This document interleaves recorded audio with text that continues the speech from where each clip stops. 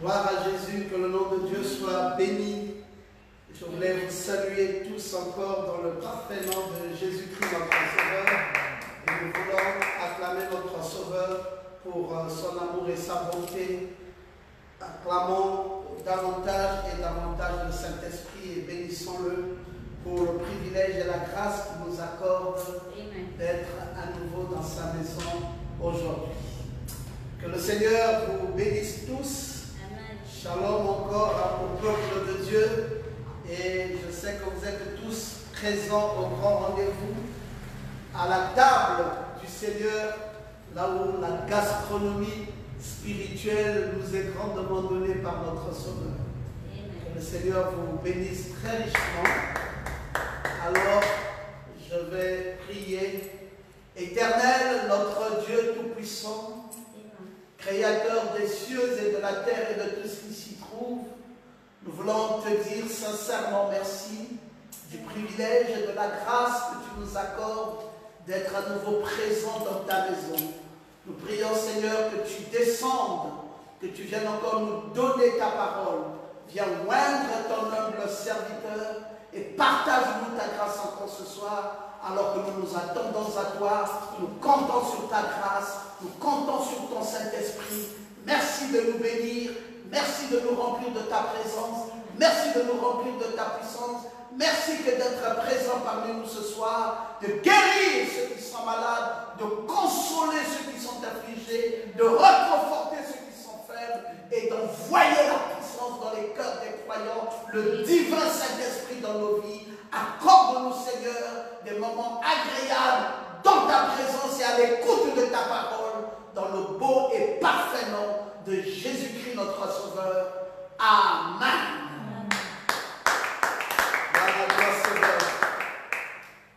Que le Seigneur vous bénisse tous.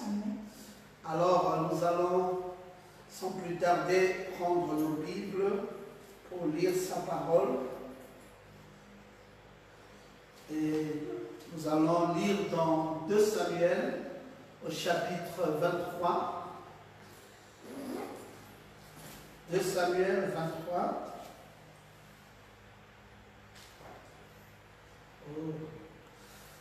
Et partons du verset 8 jusqu'au verset 12. Voici les noms des vaillants hommes qui étaient au service de David. Jogeb Bachébet, le Tachkémonite, l'un des principaux officiers, il brandit sa lance sur 800 hommes qu'il fit périr en une seule fois. Après lui, Éléazar, fils de Dodo, fils d'Achoshi, il était l'un des 3 guerriers qui affrontèrent avec David les Philistins rassemblés pour combattre, tandis que les hommes d'Israël se retiraient sur les hauteurs. Il se leva et frappa les Philistins jusqu'à sa main fut lasse et qu'elle resta attachée à son épée. L'Éternel opéra une grande délivrance ce jour-là. Le peuple revint après Éléazar seulement pour prendre les dépouilles. Après lui, Shama, fils d'Agé, d'Ara, les Philistins s'étaient rassemblés à Léchi. Il y avait là une pièce de terre remplie de lentilles et le peuple fuyait devant les Philistins. Shama se plaça au milieu du champ, le protégea et battit les Philistins, et l'Éternel opéra une grande délivrance. Amen. Que le Seigneur soit loué. Veuillez vous asseoir encore tranquillement dans sa présence. Nous sommes reconnaissants pour cet enseignement et nous continuons notre étude. Et vous savez que nous sommes toujours avec le grand David, c'est le oint de l'Éternel, celui-là même pour qui Jésus-Christ, notre Sauveur, a été l'héritier du trône, parce que Jésus-Christ est l'héritier du trône de David. Vous vous souvenez encore ce jour-là, quand cet aveugle-né avait vu Jésus et il a appelé « Fils de David, aie pitié de moi ». Et Jésus arrêta son cortège, c'était à Jéricho, et il reconnut que quelqu'un l'avait identifié. Pourquoi? Parce que Jésus se faisait bel et bien passer pour le fils de David. Donc David a été l'un des plus grands personnages de l'histoire d'Israël. Quand on parle d'Israël, Israël a eu un très grand roi. De tous les rois que Israël a eu, le plus grand d'entre eux tous a été David. Le roi David. J'ai eu le privilège d'aller en Israël, c'était en 2011.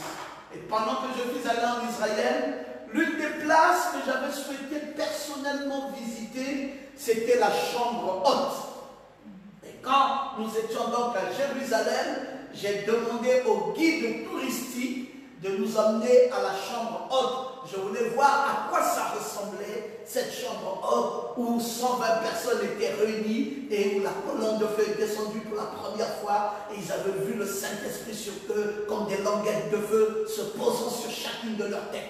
Alors, j'avais souhaité véritablement aller à cet endroit, à la chambre haute et voir à quoi ça ressemblait. Mais je vous assure, à mon plus grand étonnement, c'est qu'au rez-de-chaussée de la chambre haute, c'est là où il y a le tombeau de David.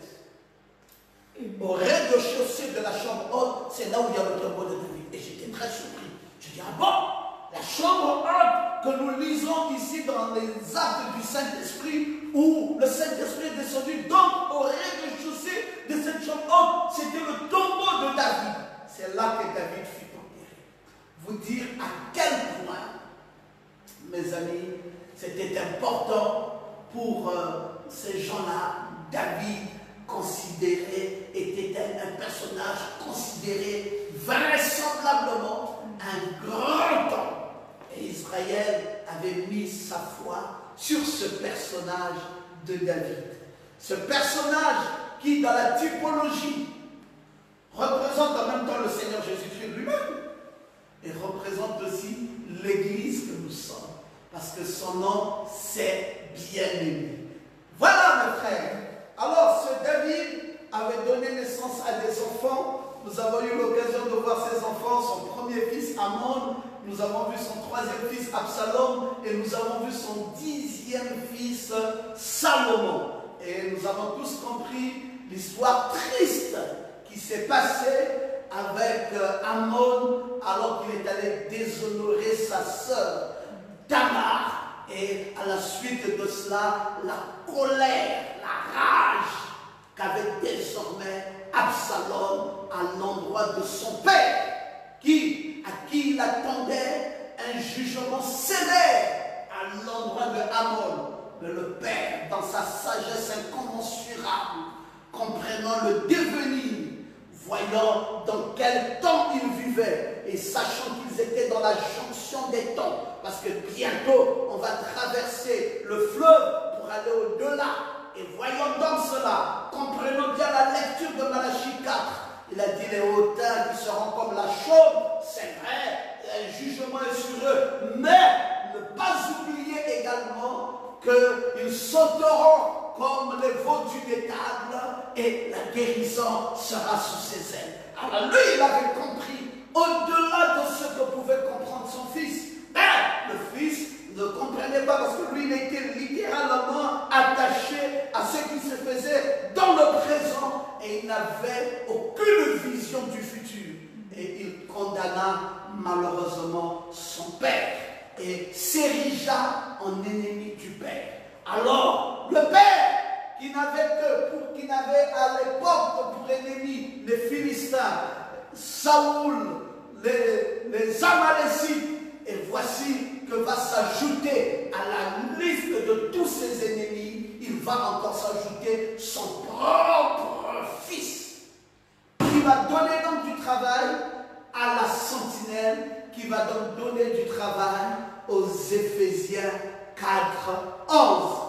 Nous avons vu qu'il y avait Joab et puis Abner s'était ajouté et cette fois-ci il il y a Joseph Bachébet, le Tachkémonite qui s'en est ajouté, il y a Eleazar, le fils de Dodo, Lakophite qui s'est ajouté également, et il y a Shama, fils d'Agé, la Harite qui s'est ajouté. Donc maintenant, la liste est au complet. Nous avons le quintuple ministère et tous les ministères sont désormais présents pour l'opération du travail à accomplir non seulement à la Odyssée, mais également à la traversée du Jourdain pour aller de l'autre rive dans le ministère de la pierre de fête, là où l'épouse est désormais appelée. Gloire à Jésus. C'est quoi ce ministère, mes amis? J'aimerais lire le prophète.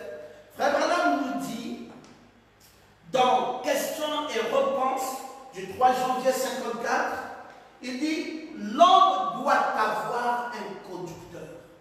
Amen. Dites encore Amen. Amen. L'homme doit avoir un conducteur. Et le conducteur, Oui. ce n'est pas un homme donné. Le conducteur de l'épouse, aujourd'hui, c'est le Saint-Esprit. Amen. C'est le Saint-Esprit. Et le Saint-Esprit a établi dans l'Église, premièrement, les apôtres, Oui. après cela les prophètes, mais maintenant, en ce qui concerne l'enseignement scripturaire, il faut quelqu'un qui est loin du Saint-Esprit. Amen. C'est juste. Dieu a mis l'Église en ordre par des apôtres, des prophètes, des dons de guérison, des miracles et autres. Mais il a mis l'Église en ordre. Il y a placé les docteurs et les autres pour diriger et conduire son Église. Amen. Chacun est spécial dans sa façon de faire. Dans le quintuple ministère, chacun est spécial. L'apôtre est un homme spécial. Oui. Son travail, c'est faire mettre de l'ordre. Le prophète est un homme spécial. Son travail, c'est de prédire l'avenir, vous dire les événements qui doivent être accomplis. L'évangéliste est un homme spécial. C'est une boule de feu. Il prêche avec le feu. Et il prend un petit texte de la Bible, il vous frappe dessus. Vos cœurs sont touchés et vous donnez vos vies à Christ. Le pasteur est un homme spécial. C'est le Dieu de l'attelage. Il réconcilie tout le monde. Le docteur, c'est un homme spécial. C'est un homme scripturaire. C'est pour cela que quand vous avez un docteur dans le camp, vous allez découvrir toute la Bible. Le docteur, il va aller plonger dans la Bible, il va nager. Même les Écritures que vous n'avez jamais imaginé connaître. À cause du ministère de docteur, vous allez connaître ces Écritures. Et vous comprendrez le vrai sens même de l'Écriture. Parce que ces ministères sont des ministères qui se tiennent les uns sur les autres. David ne pouvait pas espérer sur une seule sentinelle. Ça n'aurait jamais marché. Il fallait qu'ils soient tous là pour que le travail soit fait et soit fait parfaitement bien. Donc, vision et prophétie du 8 avril 56, le prophète de Dieu dit, je dis ceci du fond de mon cœur, que la plus grande et la plus haute voie pour Dieu d'apporter son message à son peuple et pour le peuple de croire sa parole. C'est juste. Et là, la manière la plus élevée, la prédication de l'évangile est la plus élevée. Amen. Puis si vous remarquez, la Bible l'a placée de cette manière. Premièrement, l'apôtre, deuxièmement, les prophètes, puis en descendant jusqu'aux 9 dons, opérant dans chaque corps local. Ces ministères sont placés là pour l'édification du corps de Christ. Et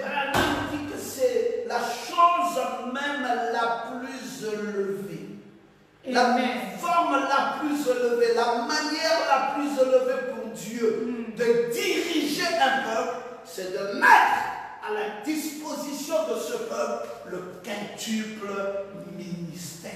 Amen. Vous ne saurez jamais aller plus loin si vous n'avez pas ce quintuple ministère. C'est une grâce merveilleuse que Dieu vous accorde. Amen. Amen. Alors les Philistins s'agrippaient sur tout. Ils prenaient les plantations des enfants d'Israël, ils arrachaient les femmes, ils arrachaient les enfants, ils arrachaient. Donc il fallait des combattants d'élite. Quand le combat était furieux, il fallait des hommes forts. Je vous ai dit la fois dernière, quel ministère, ce n'est pas une petite chose, c'est du solide. Amen. Tu n'auras pas les haricots. L'apôtre Paul, dans son épître, emploie ces mots. Demeurez ferme. Il le dit à plusieurs fois. Demeurez ferme. Il le dit par exemple à 1 Corinthiens 16, 13. Demeurez ferme. 1 Corinthiens 16, 13. Demeurez ferme. Parce que quand l'ennemi attaque, il y a une chose dans laquelle le ministère doit savoir tenir, c'est d'être ferme. Et même vous les croyants, Amen. quand vous sentez que votre foi est en ballottage, il faut savoir tenir ferme. Vous allez voir que cette expression tenir ferme, Paul revient dessus au moins 4 fois dans les épîtres. Dans Galates au chapitre 5 au verset 1, il le dit aussi, tenez ferme, tenez ferme. Galates 5, 1, il dit tenez ferme. Donc, il savait, Paul savait, s'il l'a dit aux Corinthiens, il a dit aux habitants de Galates, il a aussi dit aux habitants de Thessalonique, tenez ferme, et il a dit aussi aux Philippiens, tenez ferme. Amen. Vous voyez, il le dit aux Thessaloniques, il dit aux Philippiens, et il dit aux Corinthiens, il dit à tous au bon mot de savoir tenir ferme. Philippiens, tenez ferme. Pourquoi Paul insiste sur le fait de tenir ferme? Parce qu'il sait que nous vivrons toujours des mauvais temps. Nous vivons des temps fâcheux et pour cela, il faut savoir tenir ferme. Si vous ne savez pas tenir ferme, eh bien, vous allez être ballotté. Donc, il faut tenir ferme. Demeurez ferme. Retenez les instructions que vous avez reçues. Demeurez ferme dans un même esprit, combattant d'une même âme, pour une même foi, afin de remporter des victoires. Partout là, il fallait être ferme. Si vous êtes chez vous, les amis, sachez que vous avez besoin, tout au long de ce voyage multidimensionnel, d'être ferme. Pas de compromis avec l'ennemi. Amen. Amen. Pas donner à l'ennemi de l'espace. Ce que Paul est en train de dire ici à ces églises, et ne perdez pas ces vérités précieuses devant lesquelles l'Éternel vous a mis. Oui, il peut y avoir un temps de distraction, un temps où on dit, bon, il n'y a plus d'église, c'est vrai, mais c'est pas, ce n'est pas qu'il n'y a plus d'évangile. C'est une maison qui est fermée, mais la parole demeure éternellement. Amen. Il faut tenir ferme. Oui. Ces vérités précieuses devant lesquelles l'Éternel nous a mis. Nous n'avons pas le droit de laisser tomber ces vérités précieuses. Ils ont fait un progrès spirituel. Ceux de la Thessalonique, ceux de Philippe, ceux de Galates, ceux de Corinthe, parce qu'il fallait demeurer ferme. Si ces sentinelles n'étaient pas aussi fermes qu'ils l'étaient, David ne serait jamais monté au trône. Les attaques étaient fortes. Et il fallait vraiment qu'il y ait des vrais combattants. Alléluia. Des combattants qui n'ont pas peur de l'ennemi. Des combattants qui ne sont pas négligents.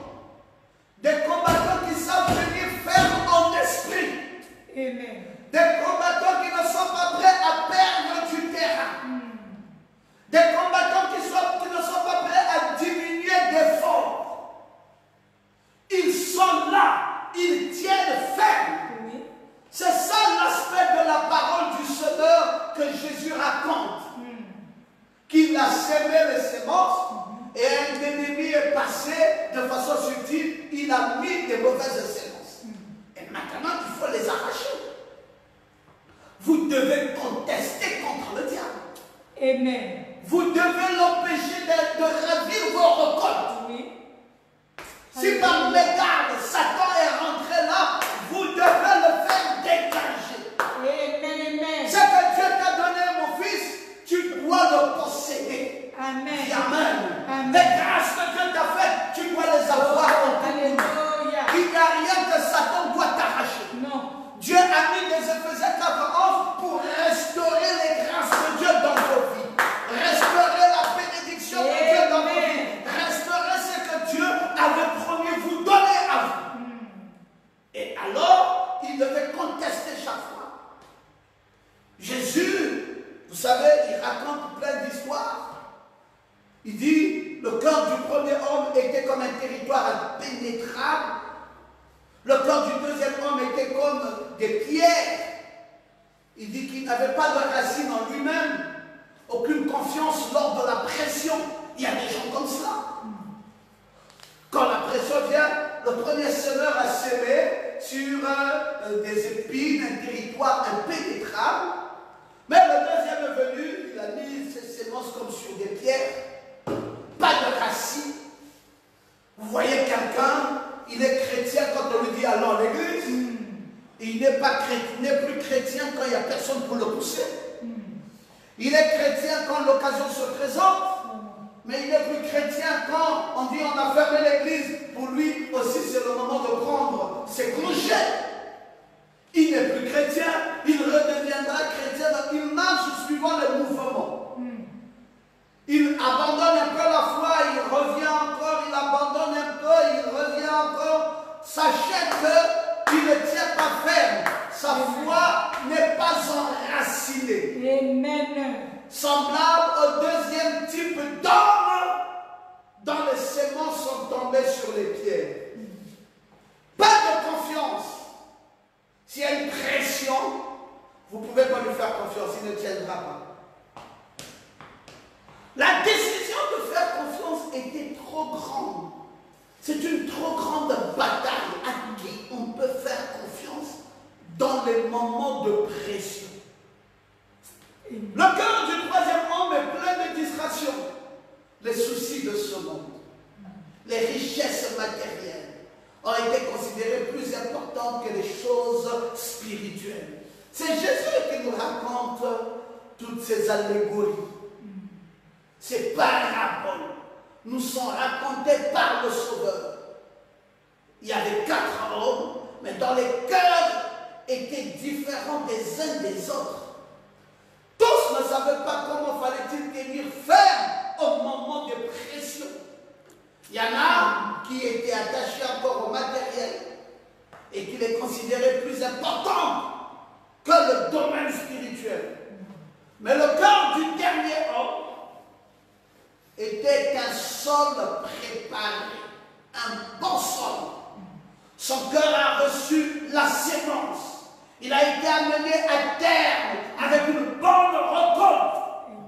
Jésus a dit, n'a-t-il pas dit une seule fois que voici l'homme qui a gardé la bonne sémence?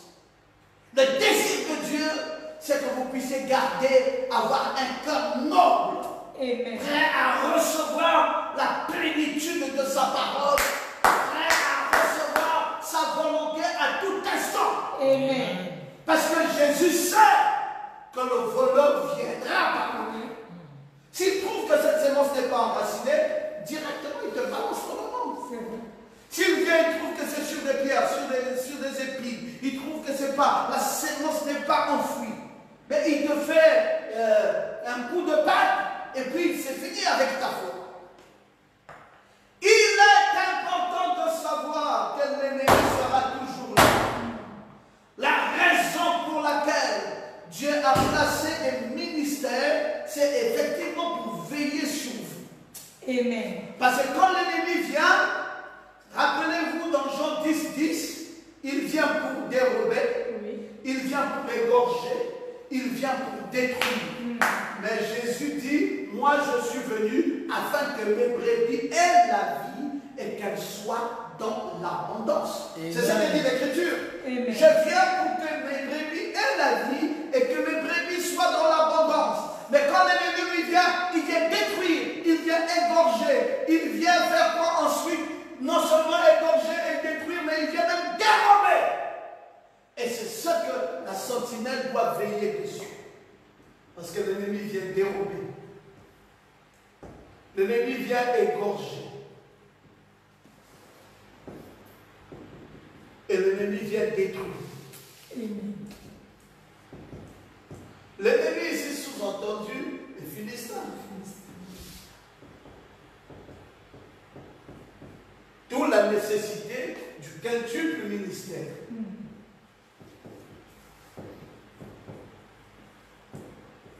Pour prendre les sémences et les placer sur un bon sol. Amen. Afin que ces sémences puissent germer. D'où la nécessité de changer le Bachelet, le Tachkemonite. D'où la nécessité de ces ministères. Accomplir un devoir divin. Que l'ennemi ne vienne pas détruire l'Église. Quand est-ce que le voleur arrive? Presque toujours quand la moisson est prête. Amen. Si souvent le diable vient à la suite de la colombe, Oui.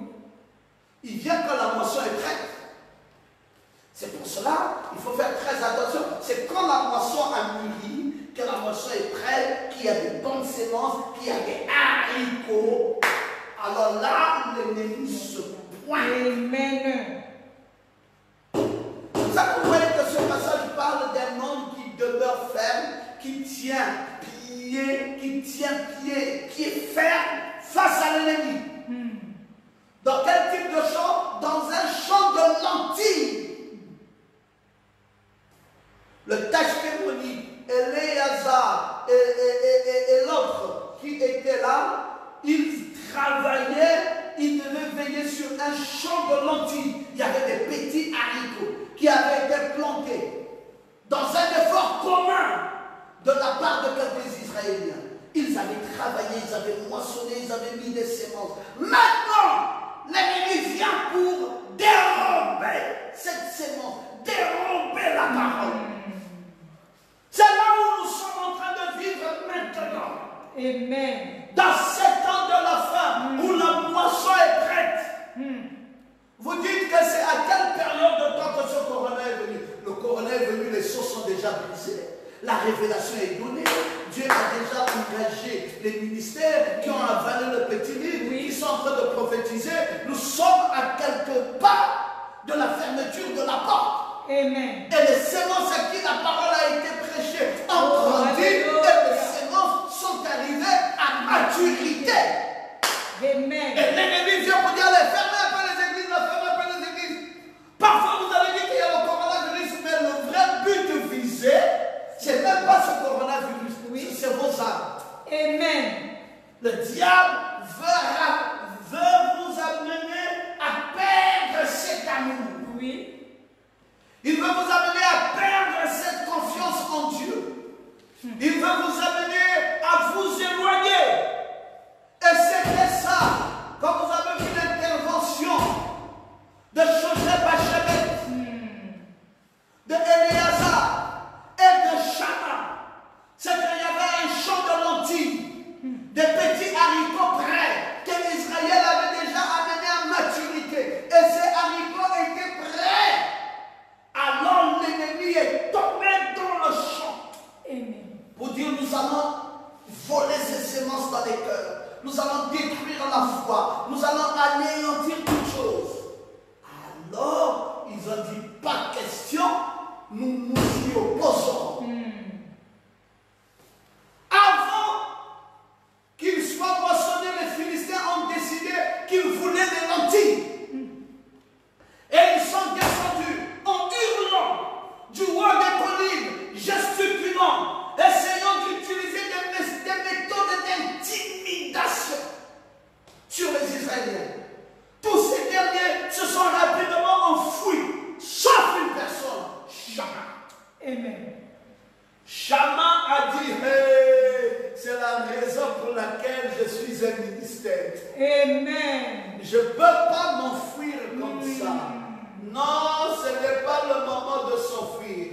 Chama dit jamais de la vie. Nous n'allons pas fuir.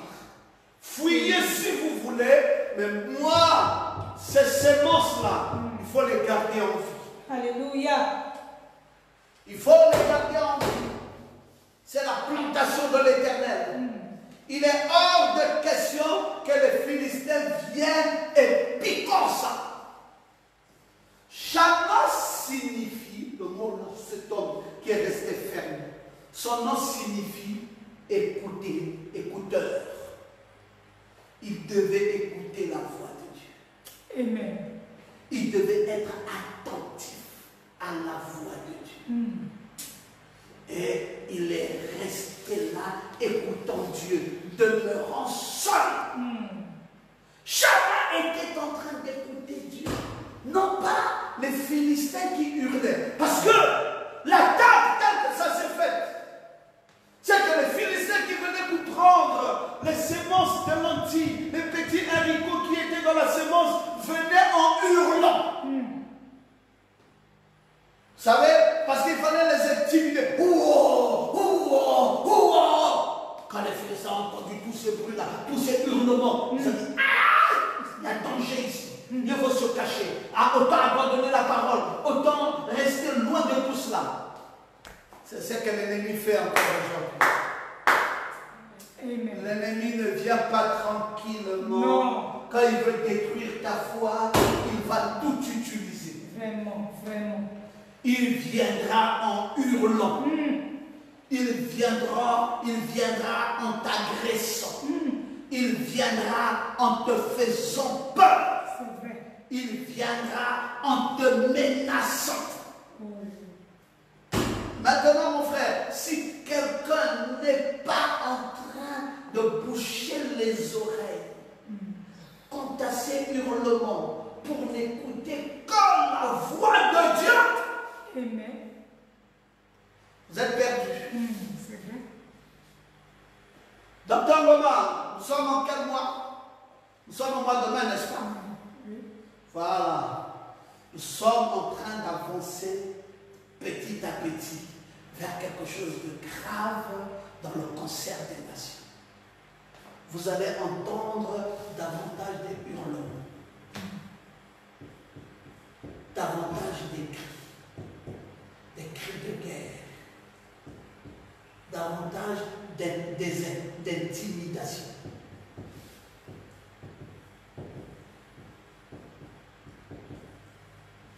Et tout ça, pour une seule raison, vous amener à fuir. Quelqu'un dit Amen? Amen. Chama dit, moi, tout ce que vous voudrez me proposer d'écouter là, je n'écoute pas. Moi, j'écoute Dieu. Amen, amen. J'écoute Dieu. Si je dois me mettre à écouter les hurlements, ces cris de guerre, ces intimidations, je serai perdu dans la foule. C'est vrai. Ils n'ont qu'à venir. Dieu m'a dit qu'il ne me laissera pas tomber. Dieu m'a dit que je n'ai pas besoin de m'enfuir. C'est notre loi. Amen. Chama est resté au milieu du camp. Là où il y avait les lentilles, là où il y avait les sémences, là où il y avait la parole. Il s'est tenu là. Et je pouvais l'entendre dire, vous n'allez pas prendre ces lentilles. Je suis fatigué de courir, je suis fatigué de battre en retraite, je suis fatigué de travailler, ensuite prendre ce qui a été gagné. L'ennemi n'avait pas préparé le sol, l'ennemi n'avait même pas planté, il n'avait mis aucune graine au sol, il n'avait pas le droit de prendre cette rencontre. Vraiment. Chama dit, qu'est-ce que vous avez planté? Vous n'avez rien planté, vous n'avez mis aucune graine au sol, vous n'avez rien fait, et vous aimerez venir prendre ce qui nous appartient. Vraiment. Je ne laisserai aucune sémence être prise par vous. Je m'y opposerai. Amen.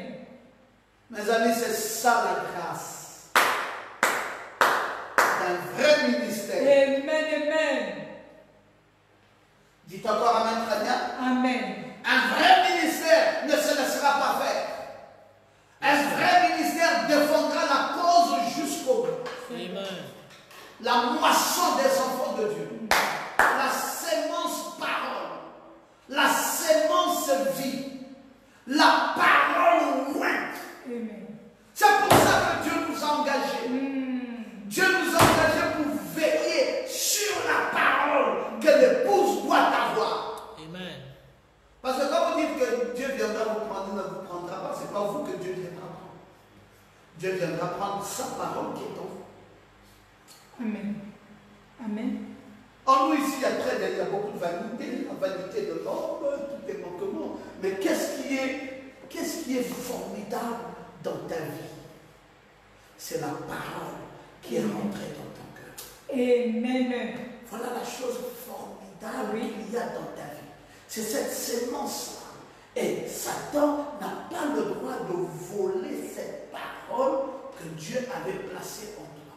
Amen. Shammah dit, vous n'avez pas planté, vous n'avez pas le droit de venir récolter ce que vous n'avez pas planté. Il dit, je vais lui opposer. Toi, Philistin, tu n'auras pas mes lentilles.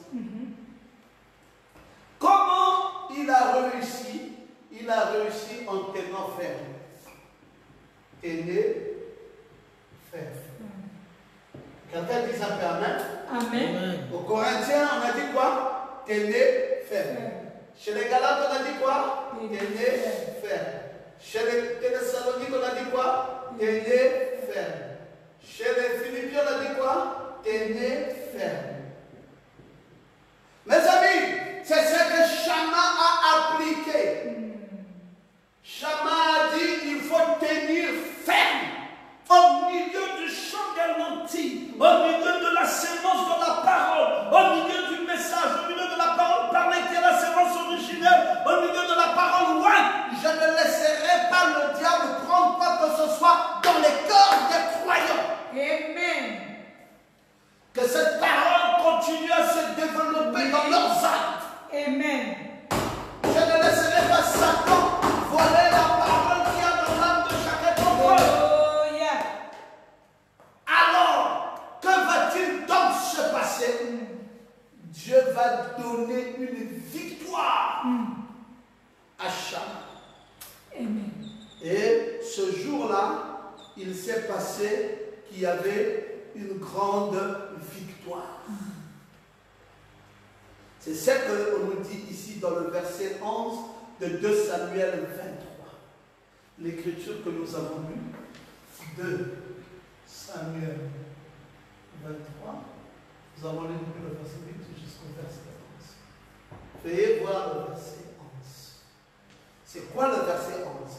Après lui, Shammah, fils de Guédara, les Philistins s'étaient rassemblés à l'échelle. Il y avait là une pièce de terre remplie de lentilles. Et le peuple fouillait devant les Philistins. Shammah se plaça au milieu du champ, le protégea et battit les Philistins. Et l'Éternel opéra une grande délivrance. Amen. Jusqu'au verset 12.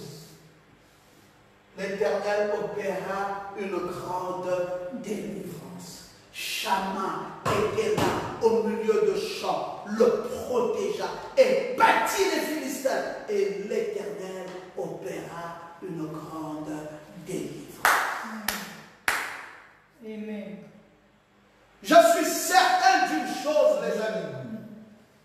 La victoire que Shammah avait reçue en son temps, et Alléluia. cette victoire que moi je veux recevoir en ce Amen. temps. Amen. Je dis, la parole qui a été plantée dans ton cœur, le diable ne volera pas ça. Alléluia. Je préfère que tu perdes de l'argent, mon frère. Oui. Je préfère que tu perdes des maisons. Je préfère que tu perdes des habits. Mais je ne veux pas que tu perdes ce qui est dans ton âme. Yes, sir. Amen. Ce qui est dans ton âme, c'est la chose la plus riche qui soit. Alléluia. Cette sémence que nous avons plantée, Oh, cette sémence de lentilles, cette sémence de haricots, Amen. ce grand champ, la parole, le message, le petit livre ouvert Amen. qui a été planté dans ton cœur. Amen. Quand le diable veut fermer les églises, il veut éteindre cette flamme de feu.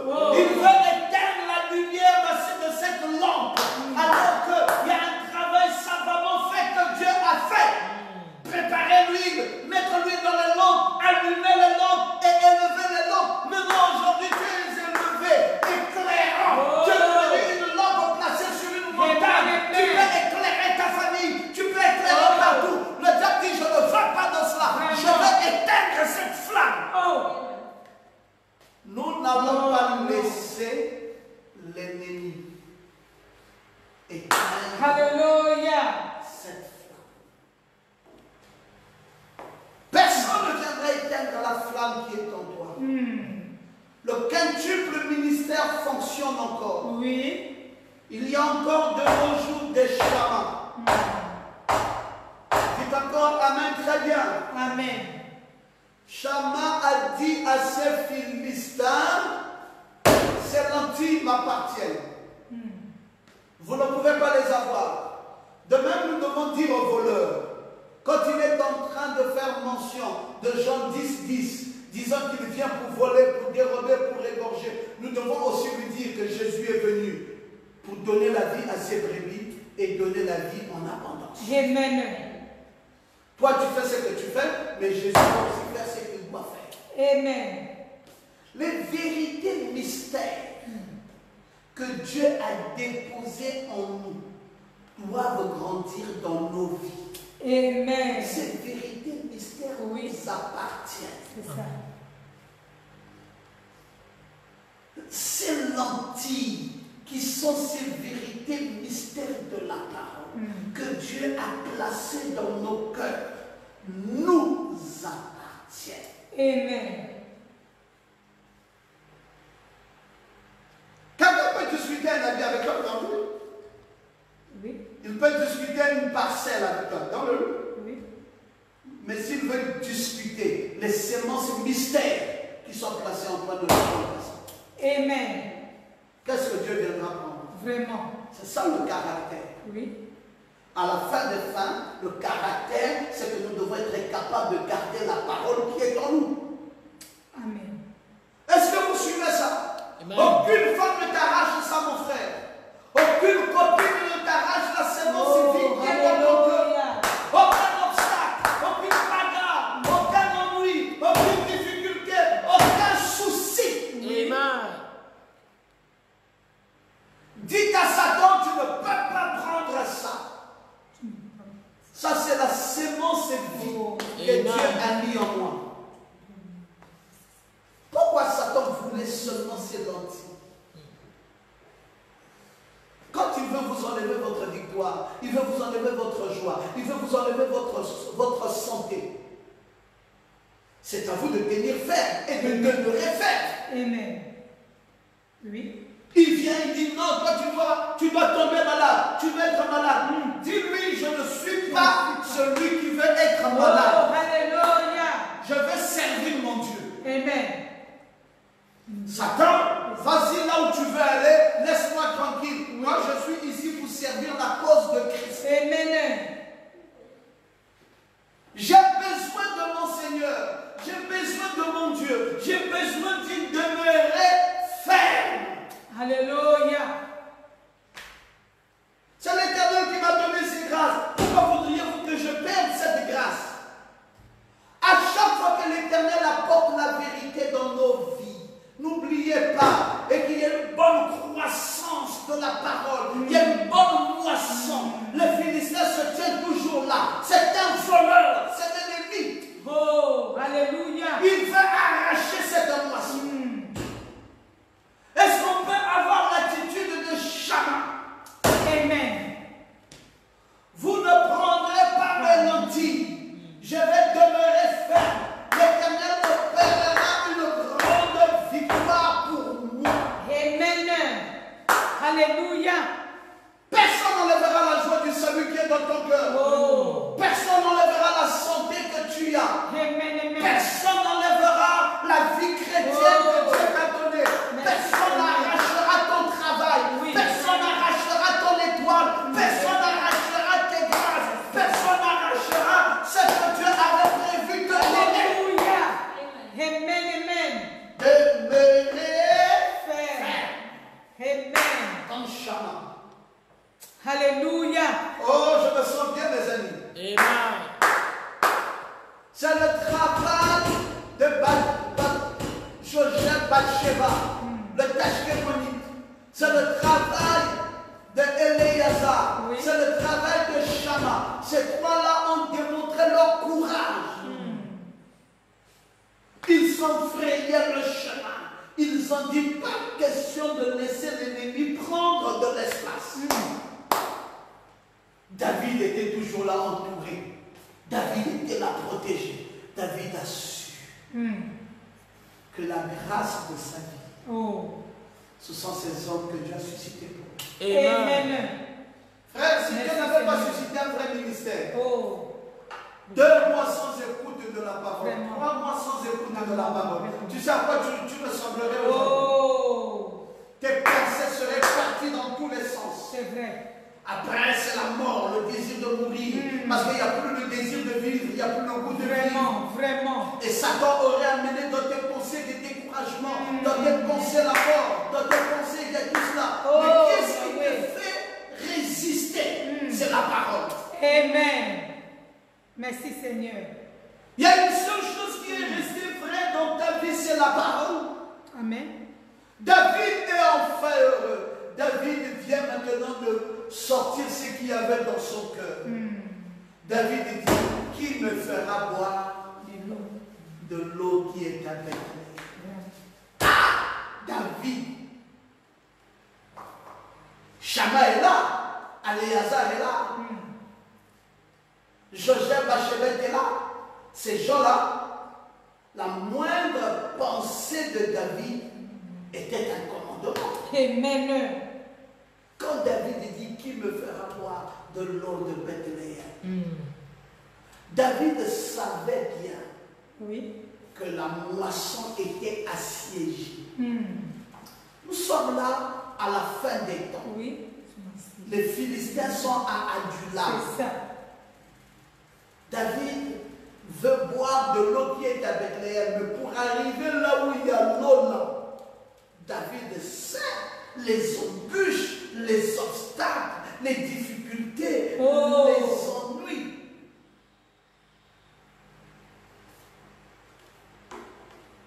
Ils ont dit David, qui est Covid, qui est Corona, qui est quoi, l'eau de Bethléem. Amen. L'eau de la Amen. pierre de fête. Alléluia. Amen. Vous savez, mes frères, ça se passe ici.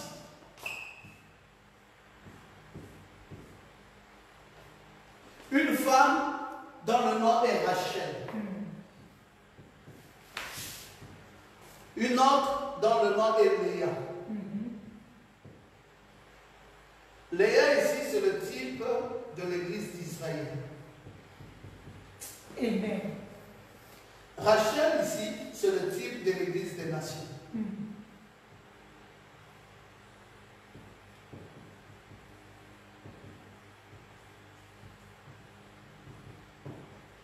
Rachel a donné naissance qu'à 2 enfants. Un dont le nom était Joseph et un autre dont le nom était Benjamin.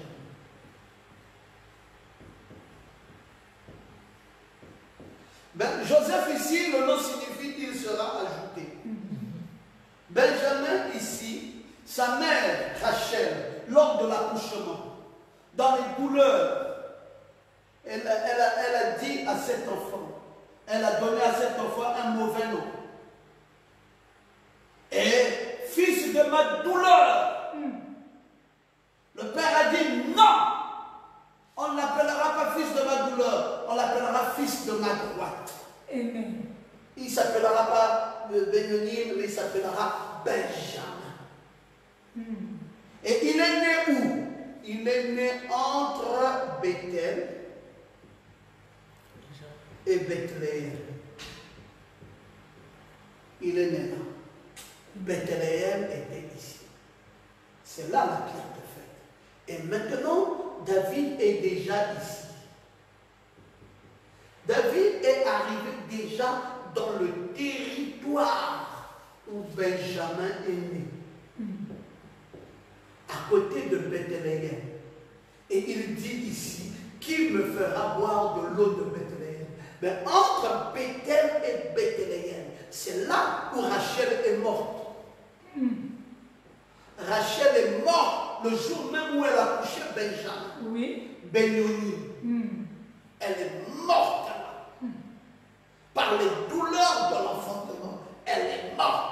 Donc l'église ici, pour arriver à l'âge de la pierre de fête, à l'âge de l'épouse, dans la sémence vie de la parole, frère, la persécution est grave. Parce que la dénomination veut te ramener ici. Oui. Amen. Et là, il y a des semences. Les Philistins empêchent les prédestinés de prendre possession de leurs semences. Amen. Alors là, il faut des ministères costauds. Des ministères costauds. C'est pour cela qu'il y a eu Shoshet Bachébet, qu'il y a eu Éléazar et qu'il y a eu Shama. Oui. C'était pour donner à David l'occasion de boire l'eau de Bethléem. La séquence vie qui est à Bethléem. Mes frères, beaucoup de gens sont dans le message. Oui. Mais ils ne boivent pas l'eau de Bethléem. Amen. Parce que Bethel, c'est la maison de Dieu. Mais Bethléem, c'est la maison de Dieu plus le pain. La maison du pain de Dieu. Donc vous voyez la différence. Maison de Dieu sans le pain. Maison de Dieu avec le pain devient Bethléem. Et là, c'est le pain du mystère. Yes, là, c'est l'eau de la parole. Qui me fera boire ça? Oh, alléluia. Ces ministères a dit, nous te ferons boire ça, David. Ils ont dit, vous allez faire comment? Dans des temps difficiles. Il dit, quels que soient les temps qui se présenteront à nous, David, tu seras alimenté. Amen. De la pure parole. Oh, est-ce qu'il y a-t-il les David là? Amen. Il y a des David qui disent encore amen. Amen. Vous serez alimenté de la pure parole de Bethléem.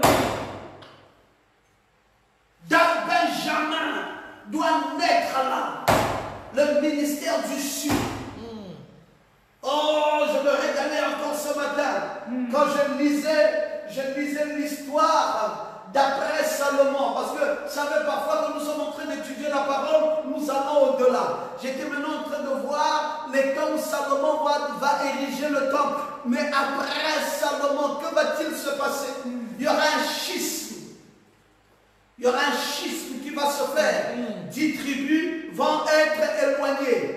Et 2 tribus vont être gardées. Et les 2 tribus qui seront gardées, c'est Benjamin et Judas. Et les Lévites seront avec eux. Amen. Et dans ce schisme, d'autres tribus, 10 tribus vont aller se perdre. Et ce sont les 2 autres tribus qui resteront jusqu'à ce que Titus va détruire le temple. Qui resteront là à Jérusalem. Et c'est eux qui font le dernier travail. Et les 10 tribus parmi lesquelles Benjamin, ils vont recevoir les premières tribus des 10 qui sont allés se perdre dans le schisme. Quelle sera la première tribu qui viendra? Ça sera la tribu des Danites. Et la tribu des Danites, c'est les Phalaches. Et les Phalaches sont les Noirs, les Juifs noirs. Amen. Et Benjamin va accueillir le ministère noir. Oh, pour le dénouement final. Alléluia. Mes amis, dans ce dénouement final, les Danites doivent être là. Vous connaissez les Danites, c'est qui? C'est Samson les Danites. Et vous savez c'est quoi le travail de Samson les Danites? C'est que les 7 tresses doivent à nouveau pousser. Donc vous connaissez ça comment? Nous connaissons ça par l'histoire, nous connaissons ça par le message, nous connaissons ça par les prophéties. Et nous disons ainsi dit le Seigneur. Aujourd'hui, c'est le temps de l'Afrique. Amen. Le ministère est en Afrique.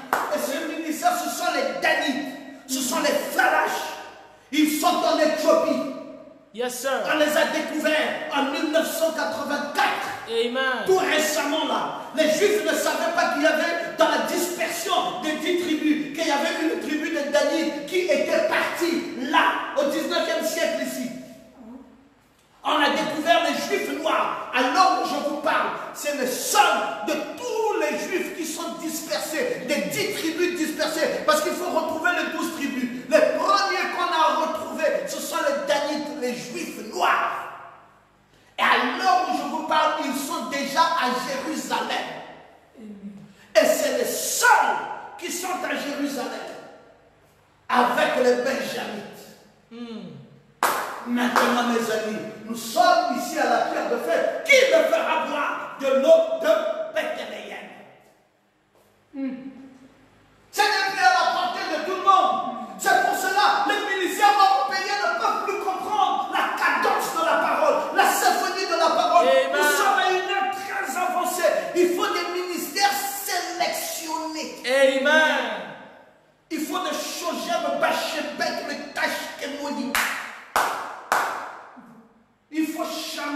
il faut dodo la rarite.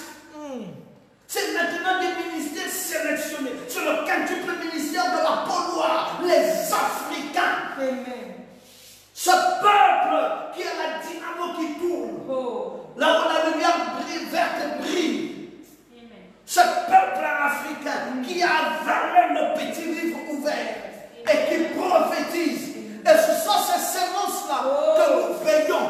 Amen, amen. Frère, quand je veille sur toi, là, tu crois que je veille sur quoi? Je veille sur la parole qui est dans ton cœur. Alléluia. Tant que la parole là est là, aucun sorcier ne peut te bouffer. Tant que la parole là est là, elle peut te défendre dans la maladie. Tant que la parole là est là, elle va t'empêcher un adultère. Tant que la parole est là, rien de mal ne pourra t'arriver. Amen.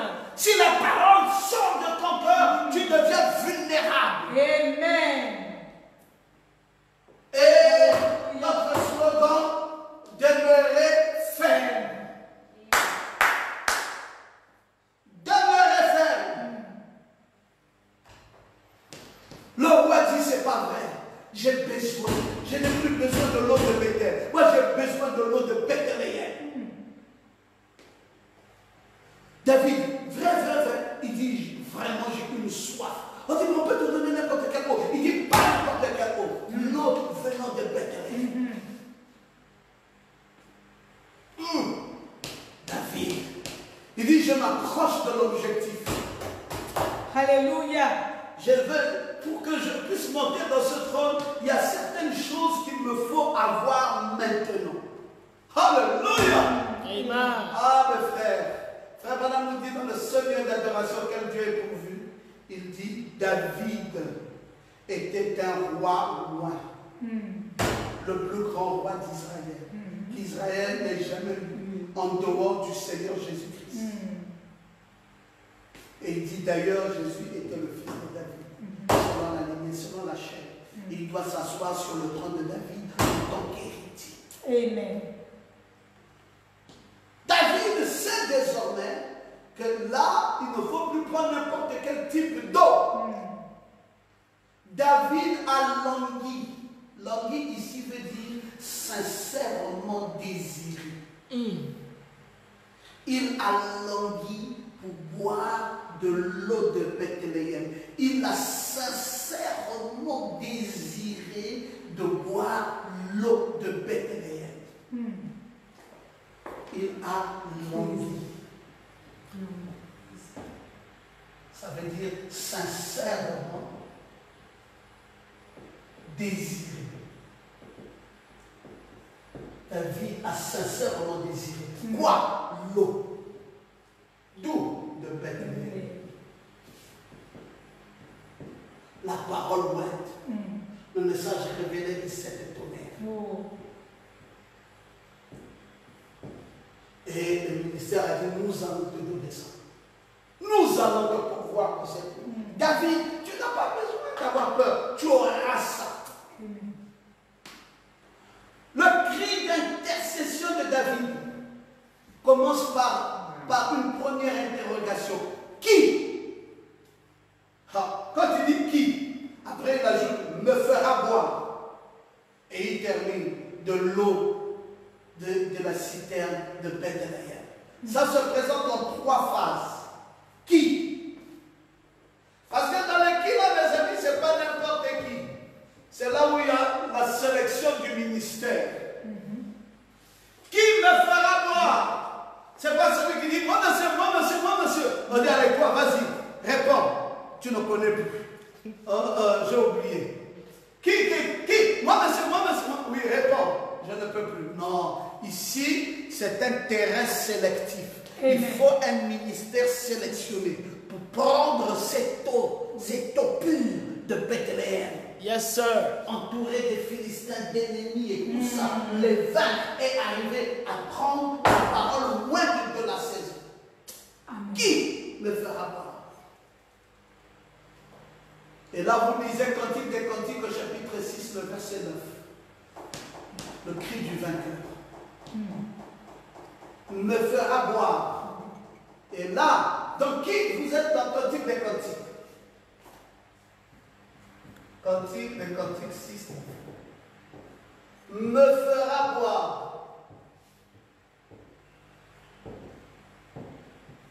C'est qui a commencé, me fera boire, c'est la deuxième interrogation.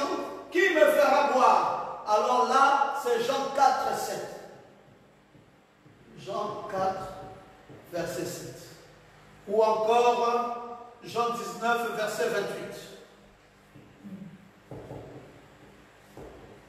Qui pourra me faire boire ça? On peut aller plus loin, parce que là nous sommes dans le jour d'expiation. On peut même lire dans Deutéronome 16, verset 3. Deutéronome 16, verset 3. Qui me fera boire? Qui est capable de me faire boire? Épouse, tu peux pas, c'est pas n'importe qui peut étancher ta soif. Non. Chrétien, de ce temps de la fin. Non. Aigle de ton état. Élevé dans les dimensions les plus hautes. Vraiment. Qui peut te donner la parole, qui peut satisfaire ton âme. Il faut un vrai ministère. C'est ça. Amen. Il faut un vrai ministère, pas quelqu'un qui t'attend. Il faut quelqu'un qui a la lecture exacte de la saison et du temps et qui comprend ce que Dieu veut pour aujourd'hui. Amen. Alléluia. Amen. Maintenant, pour terminer, de l'eau de Bethléem. Alléluia. Cette eau de Bethléem, Deutéronome 16, verset 3, ou Ésaïe 60, verset 18. De l'eau de Bethléem. Ou Ésaïe 60. Verset 18. Qui me fera boire? Ces trois vaillants se frayèrent un chemin. Je vais terminer là, dans quelques 2-3 minutes. Ces trois vaillants se frayèrent un chemin à travers les Philistins et apportèrent de l'eau à David. Ah! David lui dit, c'est pas vrai. C'est pas vrai. Vous m'avez ramené cette eau. Il dit, c'est là. Il dit, vous avez fait comment? Il dit, les Philistins étaient là tout le long, toute la route barricadée. Il fallait foncer. Mais puisque ton désir est un commandement, nous y sommes allés et voici roi. Amen. L'eau de Bethléem. Alléluia. David a dit, je ne suis pas digne de boire une pareille. L'eau, vraiment de la souffrance, de la bagarre. Vraiment. Vous avez pu m'amener cette eau. Il dit, non, je ne suis pas digne. David a pris cette eau et il l'a versée. Il a dit qu'il n'était pas digne. Il dit, non, c'est trop, votre amour pour moi, c'est trop fort. Et je ne suis pas digne. David s'est rendu compte du prix que cela avait coûté pour l'obtenir. Souvent, on voit un prédicateur qui prêche, mais très souvent, on ne connaît pas le prix qui a été payé pour qu'il trouve cette sémence. Vraiment. Amen. Ouais, pasteur prêche. Alléluia, gloire à Dieu, pasteur. Ouais, prêche. Oui, on peut vous prêcher Joseph Bachebet de Tachkemonite. On peut vous prêcher ça. On peut vous prêcher Éléazar Larari. On peut vous prêcher ça, Chama. Mais mes amis, le prix pour arriver à avoir toutes ces sémences, étudier ça, c'est tous les jours. Parfois, c'est des nuits blanches dans la prière pour dire Seigneur, ce sont les sémences qui iront dans l'âme de tes enfants. Ça ne doit pas être n'importe quoi. Ça doit être quelque chose que toi, tu as sélectionné avant la fondation du monde. Donne-moi la parole pure et vraie pour eux. Oh, Yahweh. Et Dieu vient et il te sert. Et tu prends ça. Mes amis, il y a un prix. Ça coûtait un prix. L'Esprit de Dieu a élevé David. David est touché par le principe de Dieu. David avait le droit légal de boire cette eau. Mais lorsqu'il l'a reçu, il a aperçu qu'il y avait un principe plus haut que celui de la boire et de se satisfaire lui-même. David a pris l'eau qu'il avait lui-même réclamée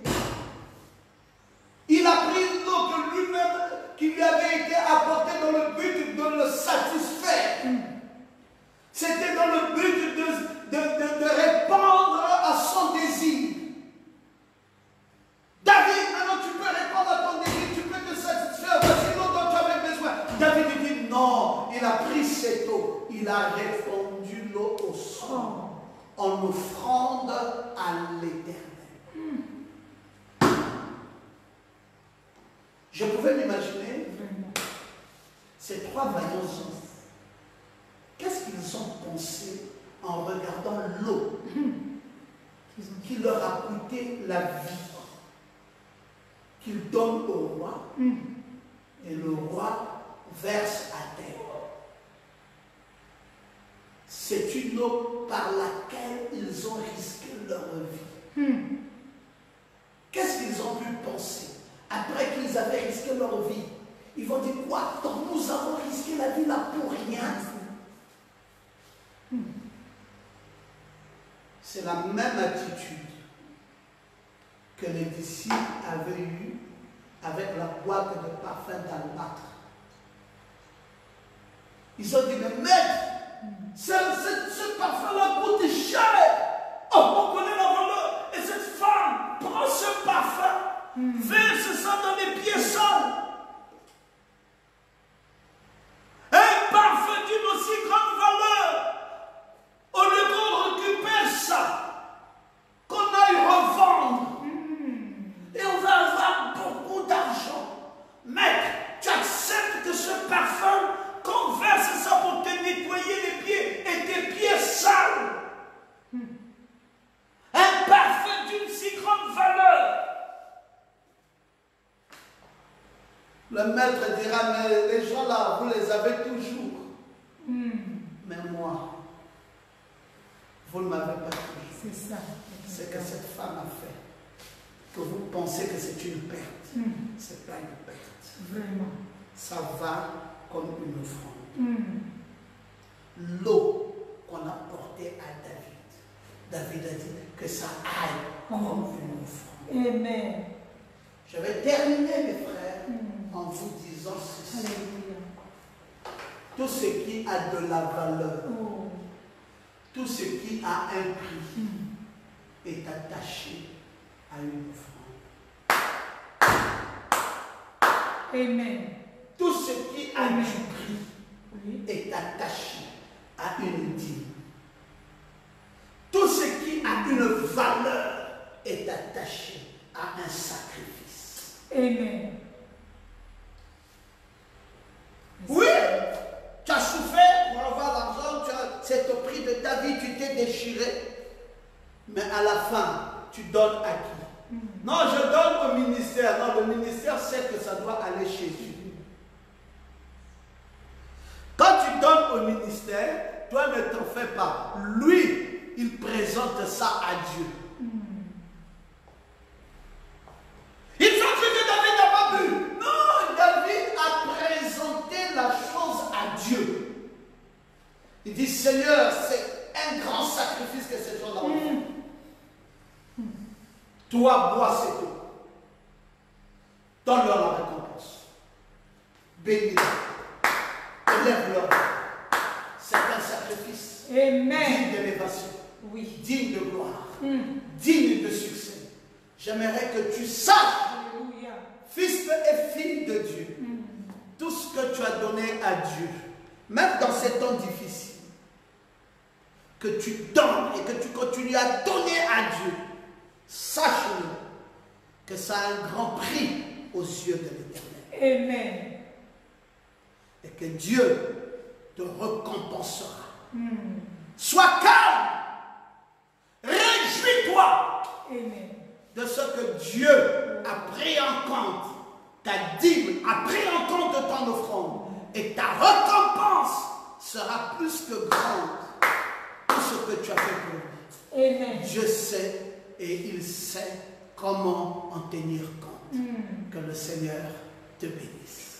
Alléluia. Merci Seigneur. Merci. Gloire à Jésus. Maintenant nous allons nous lever.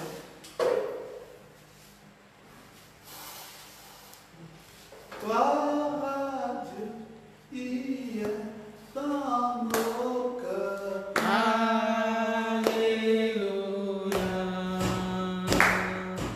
Gloire à Dieu qui est dans nos cœurs. Alléluia. Alléluia, chante Alléluia.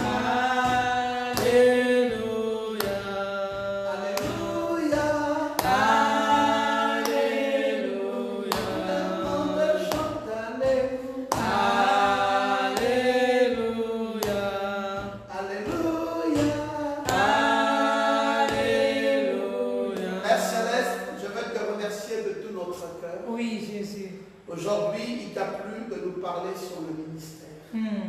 Ces braves hommes qui sont venus aux côtés de David. Il nous a fallu comprendre c'était quoi leur travail, c'était quoi leur ministère. Qu'est-ce qu'ils avaient fait de si significatif qu'on puisse aujourd'hui parler d'eux dans les Saintes Écritures. Nous avons vu qu'ils n'étaient pas simplement appelés des vaillants hommes pour rien, mais ils ont défendu avec toute l'énergie possible le champ des lentilles. Ils ont défendu avec toute l'énergie possible l'eau que David devait boire, l'eau de Bethléem. Oh, nous sommes reconnaissants, notre Dieu. Ta grâce est merveilleuse, ton amour est merveilleux, ta parole est merveilleuse. Bénis tes chers enfants, ceux qui l'ont écouté ce soir.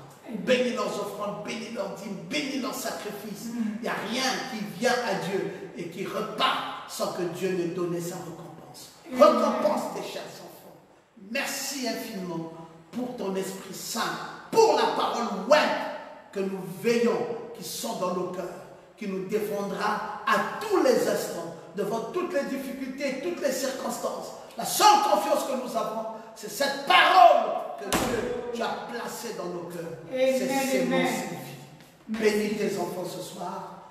Bénis-nous, Seigneur, pour la prochaine rencontre de vendredi à 16h. Que chacun de nous soit oué par ton Esprit Saint dans le parfait nom de Jésus-Christ, notre Sauveur et notre Dieu. Amen. Amen. Amen.